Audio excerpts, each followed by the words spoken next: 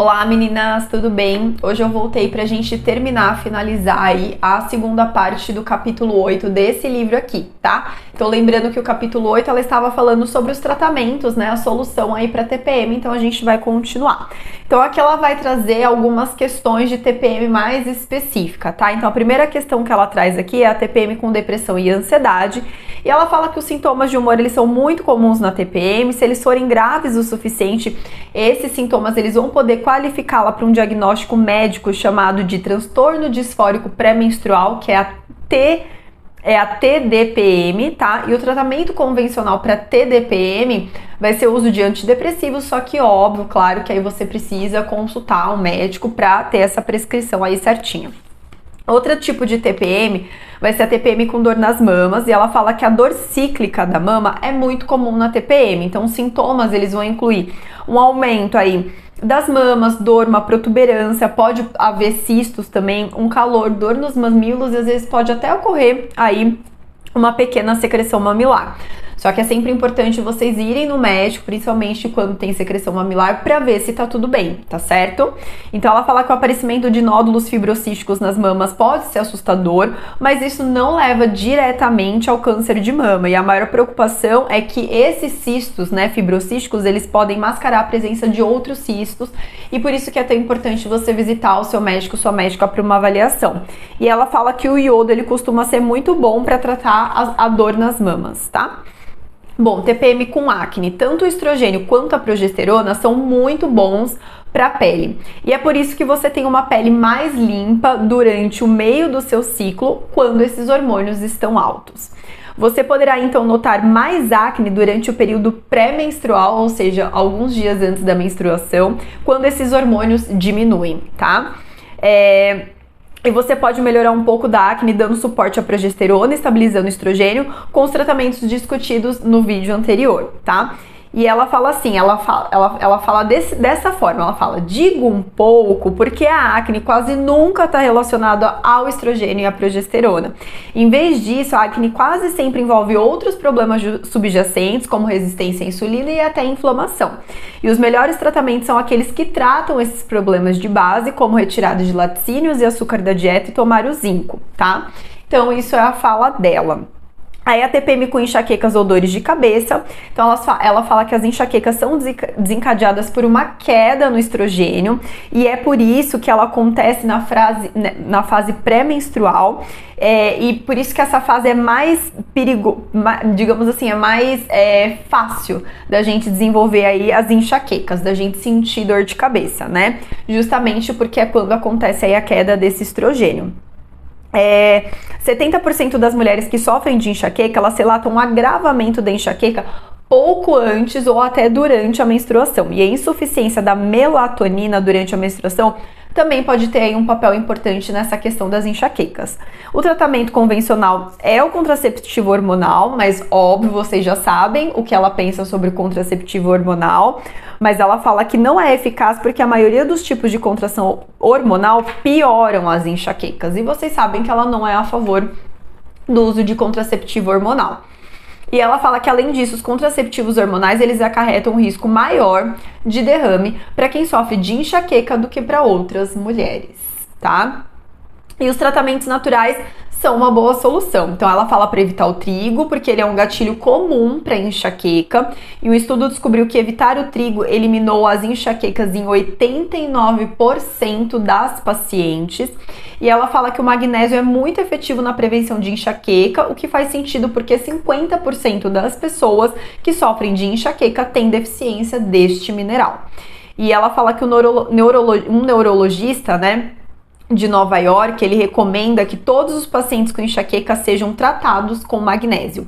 Além disso, uma meta-análise de 2016 apoia o uso de magnésio como prevenção da enxaqueca. Então ela fala aqui de dois fatores, né, para você que tem a TPM e sofre de enxaqueca. Então, para você evitar o trigo, porque ela fala que o trigo é um gatilho super importante, e ao mesmo tempo ver essa questão do seu magnésio para ver se tá baixo aí com o seu médico e suplementar esse magnésio. As enxaquecas no final da menstruação, elas não são desencadeadas por hormônios como as enxaquecas pré-menstruais. Então, tem outro tipo de enxaqueca. Então, a gente tem a enxaqueca pré-menstrual, que normalmente está associada com essa oscilação aí de hormônios, né? A queda aí do estrogênio. E a gente tem as enxaquecas no final da menstruação, que não vai ter relação aí com essa questão dos hormônios, tá bom?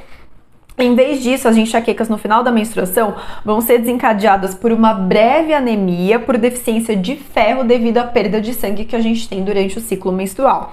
E o melhor tratamento é tomar ferro, tá? Então, obviamente, também você vai conversar com o seu médico, explicar, né? Talvez pedir aí um exame de sangue no final do seu ciclo para ver como que tá o seu ferro, para ver se realmente existe a necessidade de suplementar esse seu ferro, tá? TPM com fadiga, então para tratar a fadiga pré-menstrual você deve primeiro descobrir o porquê que está acontecendo essa fadiga, tá? A fadiga acontece só por um único motivo? Não. Se fosse assim, ia ser super simples de tratar as fadigas, né? Mas não é, a fadiga ela pode acontecer por vários motivos.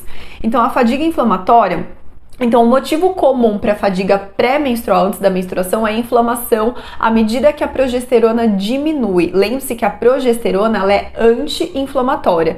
Com esse tipo de fadiga, você sente um pouco como se estivesse gripada, com os músculos doloridos, a garganta um pouco inflamada. E o melhor tratamento vai ser retirar os laticínios de vaca da sua dieta e tomar os nutrientes anti-inflamatórios, como magnésio, vitamina B6 e zinco, tá? Então, ela fala que essa fadiga ela pode acontecer por um processo inflamatório mesmo por causa dessa queda da progesterona. E aí você vai fazer o quê? Você vai tentar retirar aí da sua alimentação os alimentos anti-inflamatórios, que a gente já discutiu em outros vídeos, inclusive no vídeo anterior a esse, a gente fala sobre isso. Outra razão para a fadiga pré-menstrual acontecer é a disfunção do eixo HPA ou um problema com seu sistema de resposta ao estresse. A queda de progesterona no final do ciclo, ela pode desestabilizar esse eixo e piorar os sintomas de fadiga adrenal. Com esse tipo de fadiga, você se sente agitada ou estressada antes da menstruação. E os melhores tratamentos vão ser o magnésio, a vitamina B6 e mais alguma erva adaptogênica, por exemplo, como a ashwagandha. Ela fala aqui que o ashwagandha, lembrando que é uma erva ayurvédica que eu super gosto também, tá bom? Problemas de sono. Outra questão, outra razão aí para fadiga pré-menstrual vai ser a insônia, que pode aparecer quando esse estrogênio e essa progesterona diminuírem. Ambos os hormônios, eles vão ter efeitos diretos de aumento de sono e, portanto, a queda deles pode causar aí pode desregular mesmo o sono, tá? Então, a queda desses dois hormônios pode desregular o seu sono. E aí o melhor tratamento para insônia pré-menstrual antes da menstruação vai ser o magnésio e os outros tratamentos que aumentam a progesterona, como a gente já discutiu anteriormente no vídeo anterior. Deficiência de ferro também pode causar fadiga, né? Que é comum em mulheres também com TPM, tá? É a deficiência do ferro. Então, você está particularmente em risco de deficiência se você sofre com sangramento excessivo. Então, se você sangra muito, se você perde muito sangue, possivelmente você tem uma deficiência de ferro, e se você tem uma deficiência de ferro, provavelmente você vai se sentir mais cansada, sem energia, mais prostrada, né, com fadiga mesmo, tá? Então, se você suspeitar de deficiência de ferro, observe os sintomas como falta de ar e hematomas fáceis. Peça a sua médica para testar a sua ferritina sérica. É o exame de sangue para o ferro armazenado, tá? Então, ela vai precisar testar a médica, né? A sua médica, ela vai precisar pedir para testar os seus níveis reais de ferro ou ferritina, tá? Bom, muito bem. E ela fala que o ferro é um nutriente energético fundamental. Então, se você está com deficiência de ferro, provavelmente você vai ter que tomar ferro ou mudar a sua alimentação, e aí a médica vai conduzir aí esse seu tratamento para essa deficiência de ferro da melhor maneira possível, seja com a alimentação ou seja com a suplementação mesmo, tá certo? Bom, muito bem. TPM com desejo de açúcar. Os desejos pré-menstruais são tão comuns que se tornaram uma espécie de piada na cultura popular, né? E a primeira coisa a entender, ela fala que é normal sentir mais fome antes da menstruação. Isso acontece porque o estrogênio e a serotonina diminuem e eles são seus inibidores naturais do apetite. Então, se eles diminuem, a fome aumenta, né? Então, você fica com relativamente mais progesterona, que é um estimulante do apetite. O efeito de aumento do apetite da progesterona não é nada para você se preocupar, porque a progesterona também aumenta a sua taxa metabólica. Então você acaba o quê? Queimando mais calorias. Você sente mais fome, você come mais, mas você queima mais calorias, tá? Se você sentir mais fome durante o seu período pré-menstrual, coma mais, tá tudo bem, né? Ela fala assim, você não precisa ficar se poupando. Então, sentiu fome? Come, não tem problema, né? E aí ela fala assim, dica, né? Ela dá uma dica aqui de fazer alimentos com alto teor calórico, como nozes ou ovos cozidos, mas ela fala assim, por favor, evite o açúcar, porque ele é altamente inflamatório e isso só vai piorar a sua TPM, tá? E ela dá alguns truques aqui para você se livrar dos desejos de açúcar, por açúcar. Então ela fala que dormir é o suficiente, né? Então você ter um sono regular, você conseguir normalizar esse seu sono, isso ajuda a normalizar o seu apetite. Então, portanto, um sono adequado é uma das melhores maneiras de você prevenir essa compulsão pré-menstrual por açúcar. Ela fala para ingerir proteína, porque a proteína ela vai promover saciedade. Em outras palavras, a proteína vai fazer você se sentir satisfeita, o que vai diminuir a probabilidade de você querer ingerir açúcar. E ela fala assim para você parar com açúcar, né? Então, assim, às vezes a gente não consegue parar, a gente fala, eu vou comer um pouquinho menos, mas não. Muitas vezes a gente tem que parar mesmo com o açúcar, tá? E ela fala que o açúcar ele pode ser viciante, a gente sabe que o açúcar ele vicia mesmo, né? E ela fala assim, sim, você o deseja mais intensamente durante a TPM, mas se o deseja o tempo todo, então seus desejos de açúcar são apenas uma amplificação pré-menstrual de um problema maior que já existe. Uma coisa é você sentir isso apenas alguns dias antes da menstruação, outra coisa é você sentir isso ao longo de todo o ciclo, só que alguns dias antes da menstruação isso fica muito mais intenso, tá? E aí ela falou assim, chegou a hora de você terminar a relação com açúcar e garanto-lhe que você não pode simplesmente diminuir, tá bom? E aí ela fala de alguns suplementos também que ajudam a diminuir o desejo de açúcar, como o magnésio e a vitamina B6.